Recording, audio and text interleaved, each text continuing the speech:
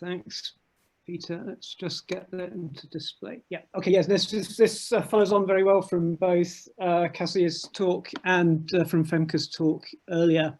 And it's really about the same subject. I'll sort of say at the start, I'm not yet ready to reject the high sensitivity models for reasons which I'll kind of explain. But I'm not claiming that they're right either. I didn't really get started on this thinking about emergent constraints, but it does kind of emerge from the analysis. Really, the problem we were looking at to start with was just trying to understand these historical simulations with the UK CMIP6 models, and you've already seen a number of pictures like this, so you can see. Can you see my pointer moving or not? No. Yes, we can, Richard. Yeah. Oh, brilliant. Okay, cool. Okay, so this is from one of the UK CMIP6 models, and we see these signals of too little early century warming, then this cooling mid-century, and then this very rapid warming since about 1980. And as I think Femke pointed out, this is not unique to the UK model. So this is E3SM, which has a very similar signal. And I'm going to concentrate in this talk on this post-1980 period that both Femke and Cassia talked about earlier on. And they've both done a great job of introducing this, so I can go through this pretty quickly. The reason, the motivation for focusing on the post-1980 period is really this fact that the aerosol forcing, which is a massive uncertainty, is relatively constant in this period. So there's a lot of studies that look on the warming throughout the whole historical period, but inevitably then you've got to build in the uncertainty in the aerosol forcing over that period. So that's the motivation for focusing on this last kind of 40 years or so. And obviously, there's a suggestion there's a potential emergent constraint. So when we were doing this, I wasn't aware of all the work that was going on elsewhere, but now we have these papers by Femke, by Cassia, and this slightly earlier one by Jimenez de Cuesta, and they all basically show some kind of relationship between this warming in these recent decades, and well, particularly TCR, but also even ECS, which is what's shown here. So anyway, going back to trying to understand what was going on, just thinking of our own model, this energy balance framework is quite useful, where you balance the top of the atmosphere heat flux against the effective radiative forcing, which is a kind of model concept really, which is to do with the direct radiative forcing of the forcing constituents plus some fast atmospheric feedbacks. And these kind of slow feedbacks, which are encapsulated in this climate feedback parameter, which are called alpha here. And I'm guessing that the things that Tim was talking about earlier on are primarily all bound up in the F, and the slow feedbacks of the remaining things that are in the alpha.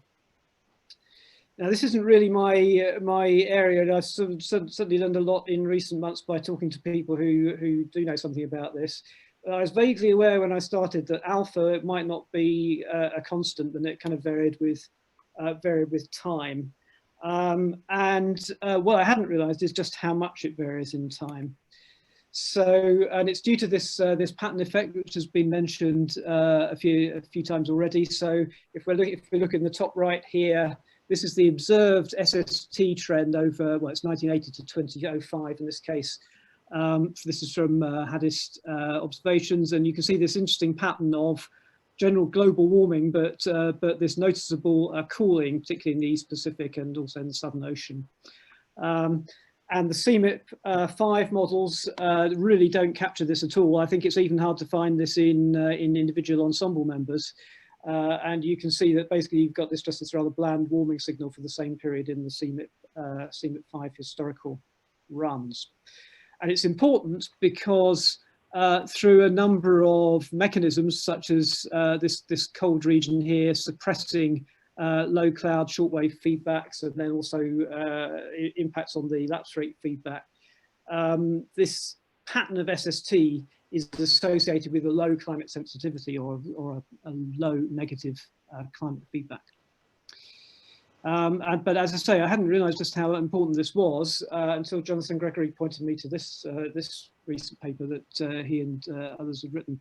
So what they've done here is they've basically done a kind of time varying estimate of this alpha climate feedback parameter. So if you take this simple energy balance model and you just regress T against n minus F, you get a some kind of time varying estimate of what alpha is, and they do this in a kind of moving 30-year window. And then they plot this for the CMIP5 or a selection of the CMIP5 historical runs as the black line on this figure here. And you can see, I mean, so these feedback parameters each correspond to an effective climate sensitivity. And you can see this variation over the historical period by a factor of 2.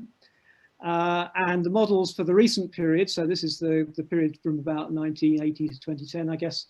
For the recent period, these models suggest an effective climate sensitivity of about 3.5, which is similar to the equilibrium climate sensitivities of the models that they use.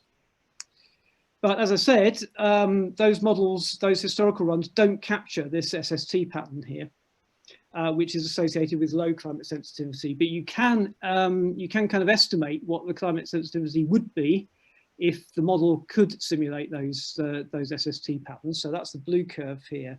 So this is these so-called AMIP PI forcing runs, where you basically give the model a constant F, constant forcing, but you give it the observed history of sea surface temperature, and you let the top of the atmosphere heat flux evolve, and hence again by a regression you diagnose alpha. And you can see that in that case, if you give the models the observed SSTs, then what they're simulating over recent decades is an effective climate sensitivity which is about half of what they were simulating when you let the coupled models do their own thing, and it's about half of the equilibrium climate sensitivity of the model. So it looks like the recent period is a low sensitivity period, and the models are not capturing that. Now, we did this. We basically produced the same figure for our CMIP6 model, and that's this figure down here.